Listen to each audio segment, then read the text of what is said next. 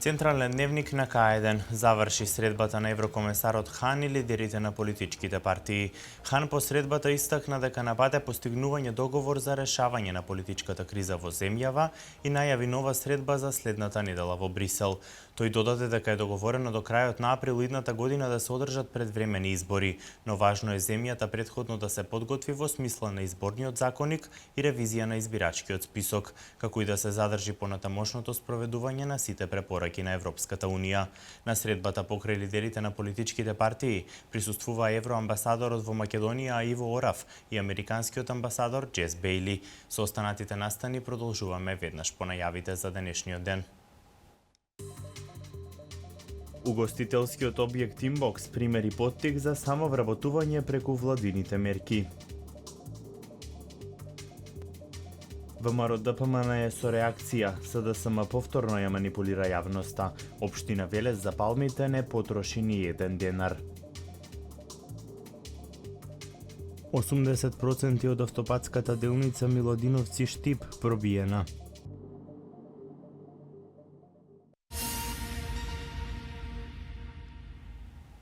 Преку 500 градежни работници работат на автопатот Милодиновци-Штип, каде моментално се пробиени 80% од трасата.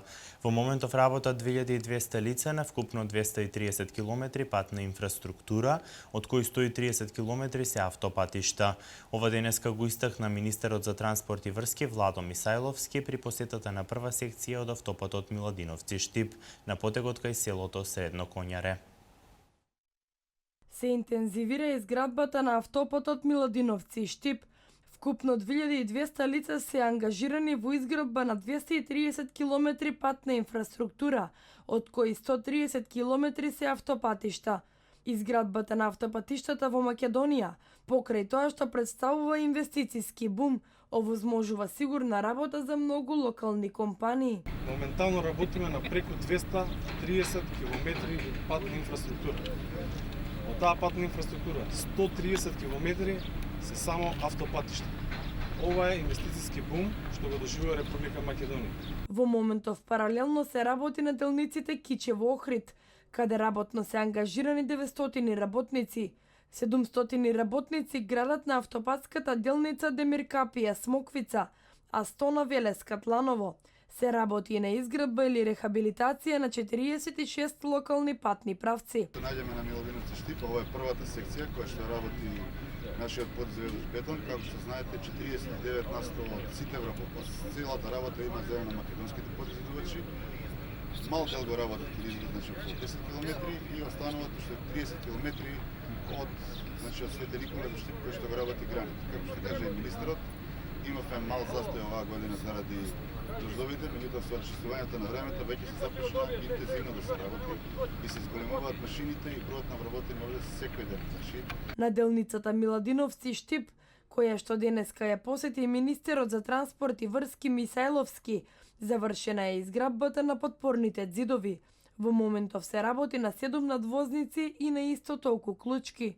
Ова е инвестициски бум, ова владата го пружа за сите граѓани, независно од која партија се, од која вера и така натака. Ова се проекти што ВМРО ДПМН и владата на Република Македонија ги вети во својата програма и продолжуваме со полн капацитет да ги спроведуваме.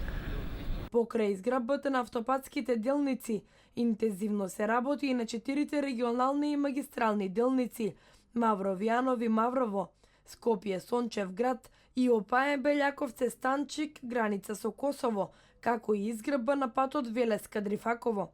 Вкупната должина на овие делници изнесува 52 километри.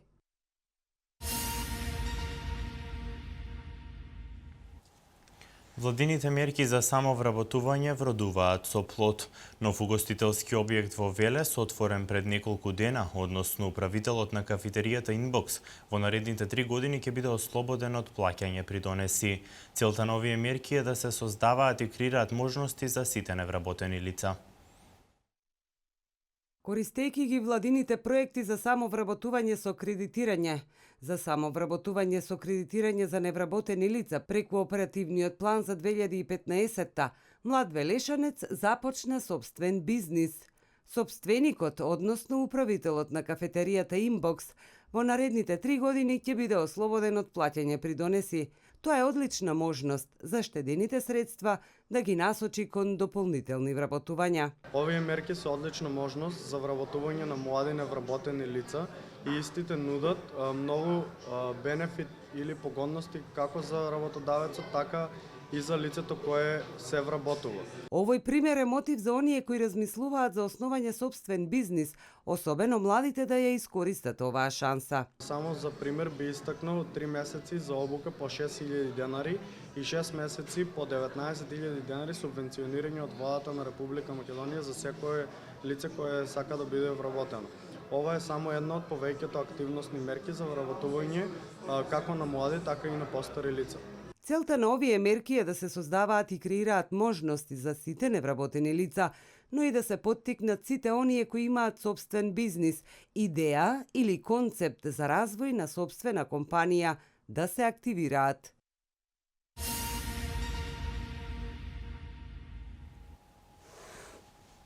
Проектот Македонија вработува беше промовиран во Велес. Агенцијата за вработување на Република Македонија преку Центарот за вработување од Велес на граѓаните им ги презентираше поволностите кои ги нуди овој проект. Истиот се очекува да обезбеди околу 20.000 нови работни места, а работодавачите годишно да заштедат од 2 до 10.000 евра.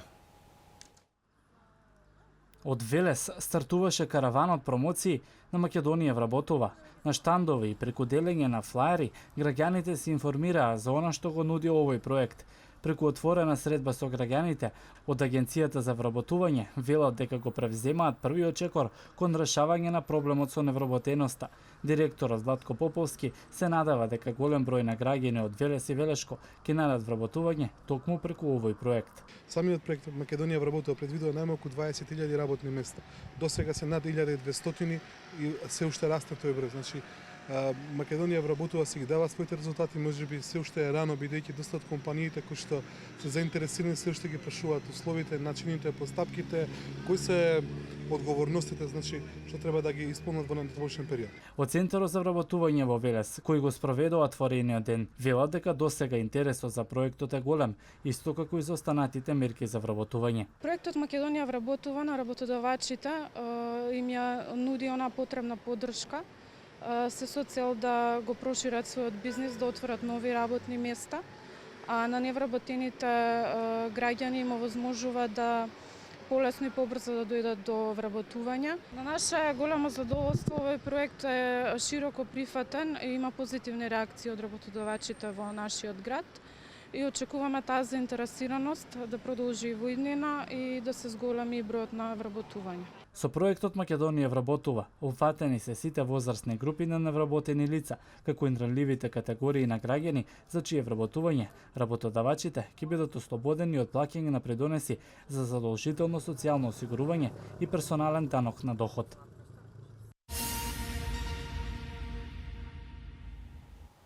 Советот на општина Кавадарци донесе одлука од локалниот буџет да се издвојат 30.000 денари еднократна парична помош за оштетените семејства од свлечиште во Ваташа. Еднократна парична помош ќе добијат оштетените семејства од свлечиште во Ваташа. Станува збор за куќи на 2 семејства, за кои Советот на општина Кавадарци донесе одлука од локалниот буџет да се издвојат 30.000 денари. Ова е еднократна парична помош за нив, информирал Зоран Јованчев, председател на Општинската комисија за финансии. Неодамна градоначалникот на Кавадарци Александар Панов најави и санирање на околниот терен, кој се заканува да наштети на околината, со цел да се дејствува превентивно против свлечиштето.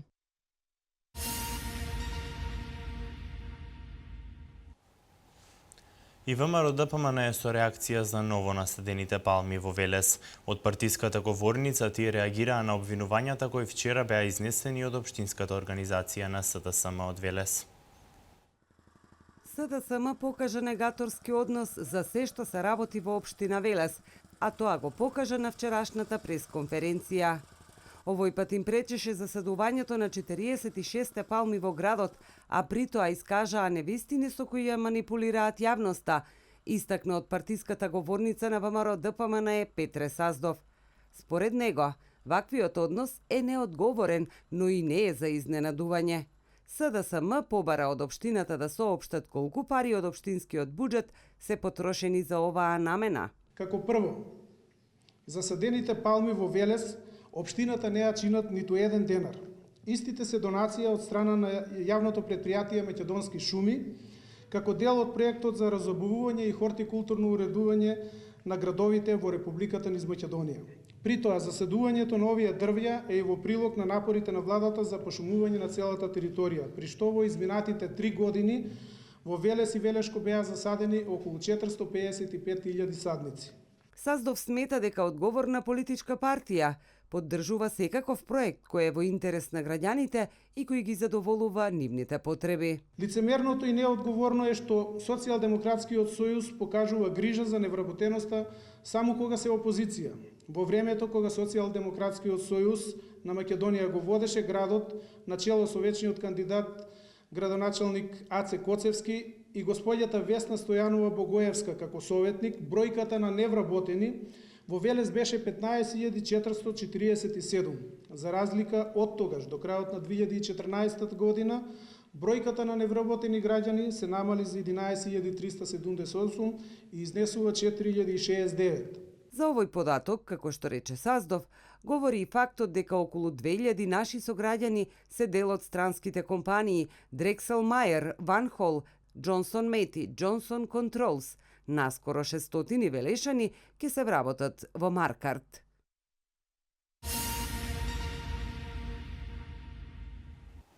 Од денеска па се до 10 јуни учениците од средните и основните училишта ќе полагаат екстерно тестирање. Со Бајлинава започна првиот дел од полагањето. Учениците велат дека се задоволни од она што го напишале и се надеваат дека ќе ја задржат напишаната оцена. Од денеска до 10 јуни ќе се спроведува екстерното тестирање за учениците од основното и средното образование. Вкупно 183.280 ученици и 17.803 наставници се опфатени со тестирањето.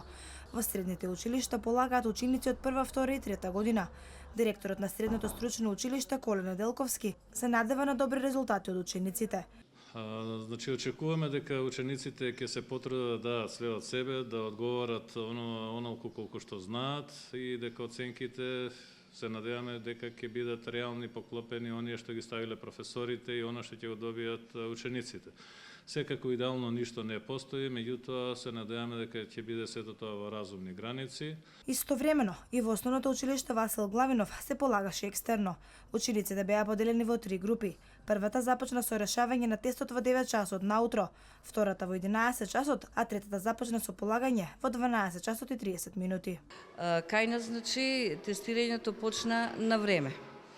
Претходно беа подготвени кабинетите, значи и просторно и технички беше се подготвено од страна на училишната комисија, значи се работеше според правилникот од Државниот испитен центар, кој што нели доставени до сите училишта и се водиме по тој правилник. И основците и средношколците на време завршија со полагањето. Велат дека прашањата ги имале од поодамна, а пред 3 дени им било соопштено кој предмет ќе го полагаат. Тие за ова тестирање се подготвувале неколку месеци. Полагав англиски јазик, тој ми е прв странски јазик и се подготвував од прилика 1 месец.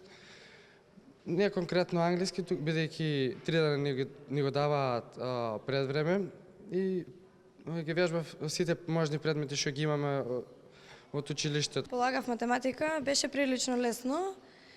Се беше окей, помина добро тестот, па се надеваме на добри оценки. Полагав историја. Тешко ли беше? Тешко ли беа прашањата? Не беа, лесно беше. Не беше тешко, имавме доволно време да се спремиме и да да ги решиме за кратко време прашањата кои ни беа зададени. Чекувам добри резултати петка, како што ми има ставено на страничка.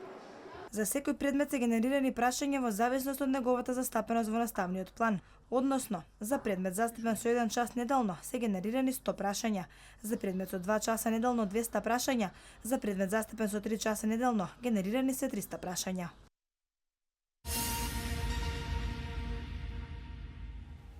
Во склоп на превентивно-здравствената кампања Евромеланома 2015, граѓаните од 1 до 3 јуни добиваат бесплатни дерматолошки прегледи и консултации со стручно лице. Целта е рана детекција и превенција на ракот на кожата. Вакви прегледи се организирани во повеќе општини низ земјата. Граѓаните од 1 до 3 јуни добиваат бесплатни дерматолошки прегледи и консултации со стручно лице. Сдруженијето на дерматовенеролозите на Македонија ја започна превентивно-здравствената кампања Евромеланома 2015 за рано откривање на меланом и други кожни карциноми. Консултативните прегледи се достапни за населението во сите заинтересирани државни и приватни дерматолошки институции во државата. Овие 3 дена се вршат прегледи и совети на сите оние кои сакаат да ги проверат своите бемки, кои би сакале да добијат совет дали нивните пигментни промерни бемки се во рамките на нормалата и какви потоа активности треба да превземат. Пациентите ќе можат да се информираат за факторите на ризик, клиничките знаци и симптомите на меланом и други видови карцином на кожа. Соодветни совети можат да добијат и за превентивна заштита на кожата од штетните дејства од изложувањето на сонце пред самиот почеток на летната сезона. Целта на кампањата е да се подигне свесноста на граѓаните за преглед, само преглед, па и преглед кај дерматолог на своите пигментни промени и бемки, бидејќи ракот на кожата, меланомот има таа предност што е единствениот меѓу видливите. Кожата можеме да ја прегледаме без употреба на многу, да речам, скапи прегледи и интервенции и да евалуираме за да можеме навремено да отстраниме процес кој е ризичен кон малигном или почнал да биде малиген процес. Евромеланома е предводена од мрежа на европски дерматолози. До денес повеќе од 450.000 луѓе се прегледани во рамките на кампањата која се организира секоја година. Македонија веќе 6-та година ги спроведува активностите за рана детекција и превенција на ракот на кожата.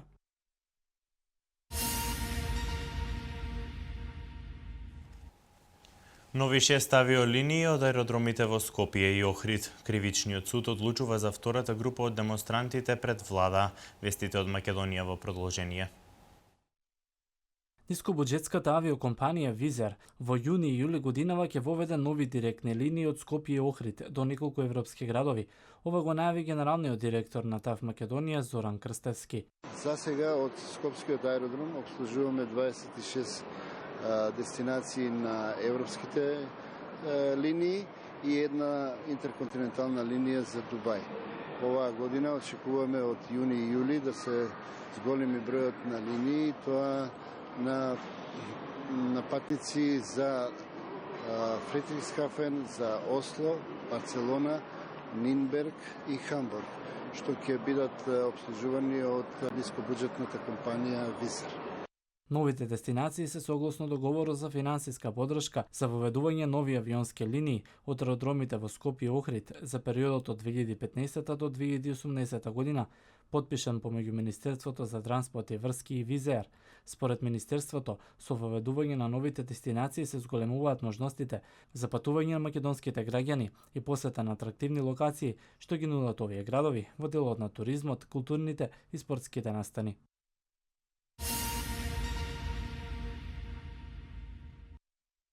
Кривичниот суд денеска одлучува за втората група на демонстранти Осомничени се за учество во насилните протести пред владата на 5 мај.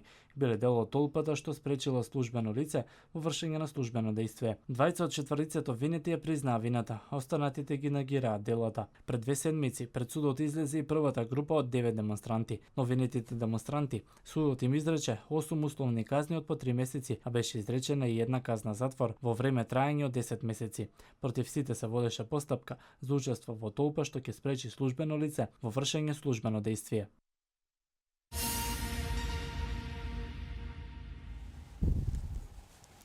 Трагедија во Кина, туристички брод со околу 458 патници потона во најголемата река во Кина, Јангце. Пресечен е меѓународен канал на дрога. Во продолжение следуваат вестите од светот. Туристички брод со околу 458 патници потона синоќа во реката Јангце во јужниот дел на Кина. Спасувачките екипи досега спасиле само околу 20 лица, а акцијата продолжува иако е отежната од поројниот дожд и силниот ветер што го зафатија регионот. На терен 34 брода учествуваат во спасувачката операција. На местото на несреќата најголемата кинеска река Јангце била длабока 15 метри.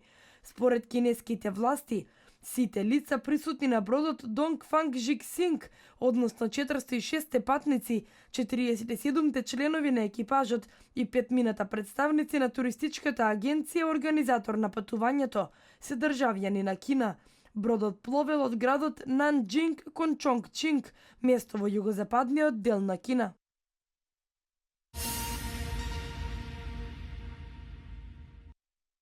Пресечен е меѓународен канал на дрога, по кој претежно се шверцувало дрога од Албанија во Грција, јавува Албанското министерство за внатрешни работи. По истрагата во Албанија уапсени се 7 од вкупно 10 членови на наркобандата. Тие пренесувале кокаин и марихуана од Албанија кон Грција. За време на акцијата на полицијата покрај апсењето, кај нив се пронајдени и 2 килограми кокаин и 25 килограми марихуана од типот канабис сатива. Наркобандата била следена неколку месеци пред апсењето, кое се извршило во неколку градови на Албанија.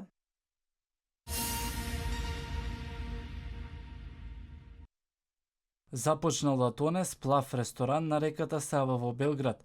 Евакуирани се 100 лица кои се наоѓале на сплавот. Нема информација за повредени лица, бидејќи сите биле навреме евакуирани. 30 од присутните, меѓу кои 10 пожарникари, синоќа се обиделе со сајли да го извлечат сплавот од вода. Околу 21 час од водата почнало да продира на сплавот. Прво во мостовите што водат од брегот до сплавот, а потоа и кон балконот од 160 квадратни метри. Денеска се очекува сплавот целосно да биде изваден од реката со кран.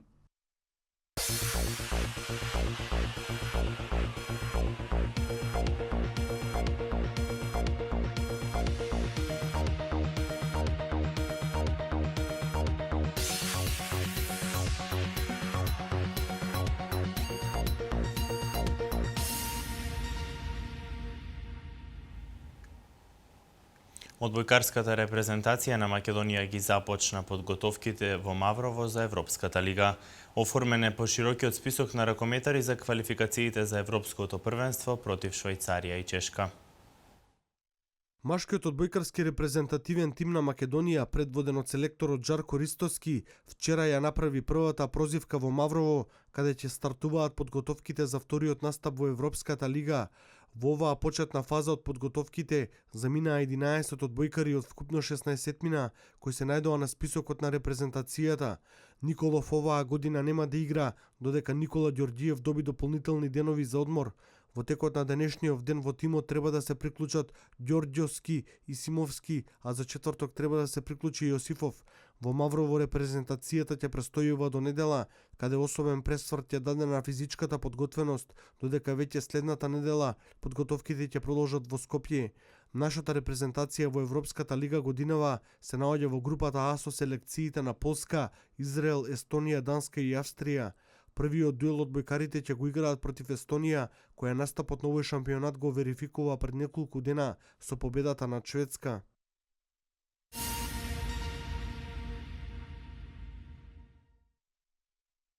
Македонската машка ракометна репрезентација овој месец и преостануваат два надпревари од квалификациите за Европското првенство во 2016 година против селекциите на Швајцарија и Чешка.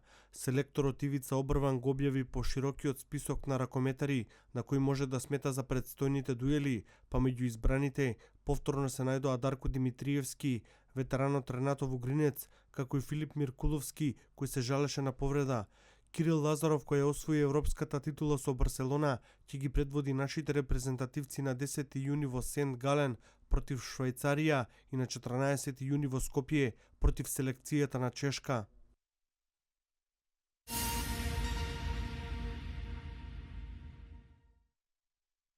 Ракометниот клуб Металург доведе ново засилување на позицијата десен бек, па станува збор за австрискиот репрезентативец со црногорско потекло Јанко Божовиќ. Договорот на 29 годишниот Божовиќ е со време трајање од 2 години, а тој настапуваше за белорускиот Брест Мешков, за кој минатата година имаше 43 одиграни надпревари, на кој постигна 141 гол. Божовиќ се надева на најдоброто со Металург како клуб кој има богата традиција, па и покрај тоа што клубот има подмладен состав, тој има поставено високи цели за следната сезона, особено ако клубот добие специјална покана од Европската ракометна федерација за настап во Европската лига на шампиони.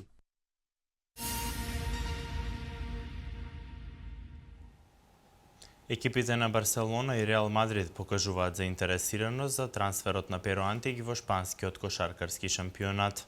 По корупцијските скандали во ФИФА и изборот на председател, Европската фудбалска асоциација настапува со идеја за бојкот на светското првенство во 2018 и организирање на сопствено надпреварување.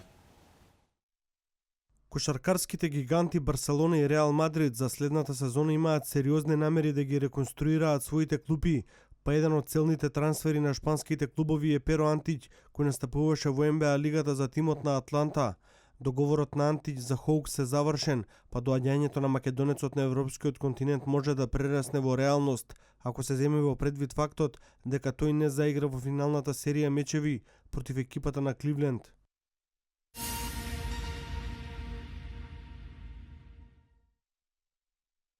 По корупцијскиот скандал во ФИФА и реизборот на Сеп Блатер за председател, Европската фудбалска асоциација ја разгледува можноста за организација на сопствен мундијал во 2018 година, одвоено од ФИФА. Оваа информација ја пренесува Индепендент, истакнувајќи дека идејата е да се блокира мундијалот на ФИФА во 2018 година, па репрезентациите кои се под закрила на УЕФА да си организираат сопствени турнири. Доколку дојде до ова, Блатер не би можел да го издржи бојкотот на најголемите европски селекции, кои имаат големо влијание преку спонзорите и се што и носи на ФИФА околу 4 милиарди евра по светско првенство.